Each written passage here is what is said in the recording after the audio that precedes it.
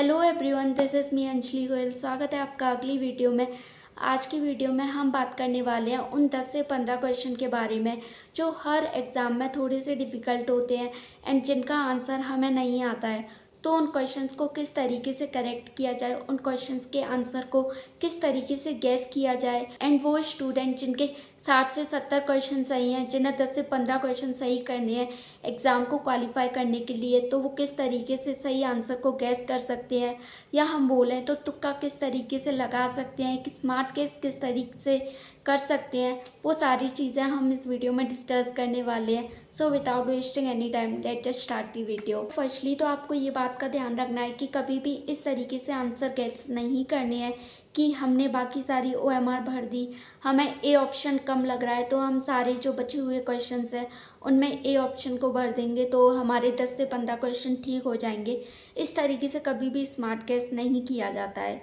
आपको क्या क्या चीज़ें फॉलो करनी है वो सारी चीज़ें मैं बताती हूँ। ट्रिक नंबर 1 जो आपको यूज़ करनी है CDP के अंदर स्पेशली, कि जहाँ बच्चे की बेहतरी के लिए बात होती है, CDP के अंदर मोस्टली वही ऑप्शन सही होता है जहाँ आपको इंक्लूसिव एजुकेशन दिखे, जहाँ आपको दिखे बच्चा एक्टिव है, जहाँ बच्चे को किसी भी तरीके की पनिशमेंट नहीं दी जा रही है, जहाँ बच्चे एक्टिविटी करके सीख रहे हैं। मोस्टली वो जो ऑप्शंस होते हैं CDP के अंदर वो करेक्ट होते हैं।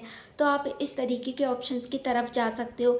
एंड जहाँ भी आपको देखे कि फिक्स्ड करिकुलम की बात की जा रही है, स्टैंडर्डाइजेशन की बात की जा रही है, रोट लर्निंग की, रोट मेमोराइजेशन की बात की जा रही है, जहाँ बच्चे को कोई पनिशमेंट दी जा रही है या बच्चे को पैसिव रखा जा रहा है, तो इस तरीके के ऑप्शंस जो होते हैं वो CDP के अंदर गलत होते हैं। अनटिल एंड अनलेस की ऑप्शन में नॉट नेगेटिव वर्ड्स यूज़ नहीं किए गए हैं। सो ये ट्रिक नंबर 1 थी, CDP के अंदर आप इसे यूज़ कर सकते हो। एंड सेकंड ट्रिक की हम बात करें तो वो है all the above and none of the above, क्योंकि एग्ज़ाम में आपको कई सारे क्वेश्चंस ऐसे मिलेंगे जहाँ all the above, none of the above, both A and B are correct, इस तरीके के ऑप्शन दिखाई देंगे।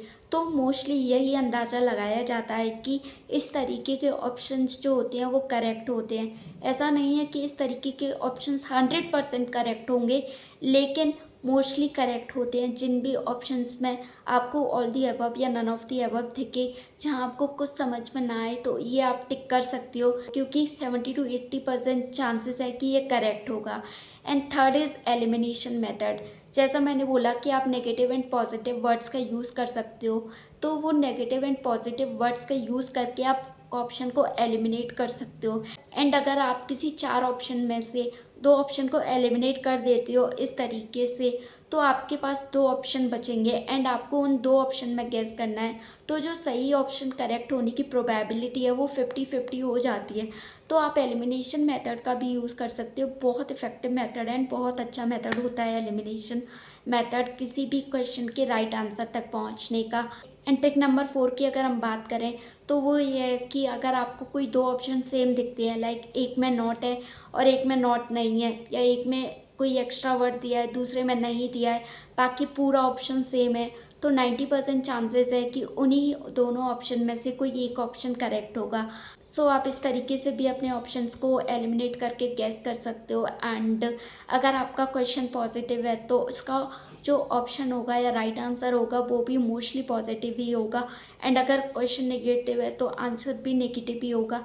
तो इस तरीके से आप थोड़ी चीज़ों को ध्यान रखोगे तो इजीली आप अपने आंसर तक पहुंच पाओगे। ट्रिक नंबर 5 की अगर हम बात करें, अगर आपको अपने ऑप्शन में दिखता है हमेशा, कभी नहीं, 100%, नेवर, ऑलवेज, तो ये ना ऑप्शन हमेशा गलत होते हैं, क्योंकि थ्योरेटिकल सब्जेक्ट जो भी होते हैं उनमें आप किसी भी चीज़ की 100% श्योरिटी दे ही नहीं सकते हो। तो अगर आपको अपने ऑप्शन में इस तरीके के वर्ड यूज़ होते दिखते हैं तो आप उन्हें हटा सकते हो एंड अपने राइट आंसर तक पहुंच सकते हो। सो ये वो सारी चीज़ें थी जिनका यूज़ करके आप अपने एग्ज़ाम में 5 से 10 नंबर ईजीली बढ़ा सकते हो। लेकिन अगर हम बात करें कि आप अगर तुक्के के भरोसे ही एग्ज़ाम देने जा रहे हो तो और अपने एग्ज़ाम को क्वालिफाई कर लोगे तो वो पॉसिबल नहीं है, क्योंकि तुक्का भी तभी लगाया जाएगा तब आपको एग्ज़ाम में उस सब्जेक्ट से रिलेटेड कुछ नॉलेज होगी, तभी आप ऑप्शंस को एलिमिनेट कर पाओगे, तभी आप राइट और रॉन्ग के बीच में डिफरेंस समझ पाओगे। अगर आपको नॉलेज ही नहीं है तो आप तुक्का भी नहीं लगा पाओगे। सो तुक्के के भरोसे ना एग्ज़ाम दिया जाता, ना एग्ज़ाम क्वालिफाई किया जाता है। सो आप इन ट्रिक्स का यूज़ करके अपने एग्ज़ाम में 5 से 10 नंबर ईज़िली बढ़ा सकते हो। अगर आपके 85 आ रहे हैं एंड आपको 90 चाहिए क्वालिफाई करने के लिए, तो आप इन ट्रिक्स का यूज़ कर सकते हो एंड आपके नंबर इतने तो बढ़ जाएंगे। बाकी मिलते हैं अगली वीडियो में। Till then subscribe my channel for more videos and all the best for your exam.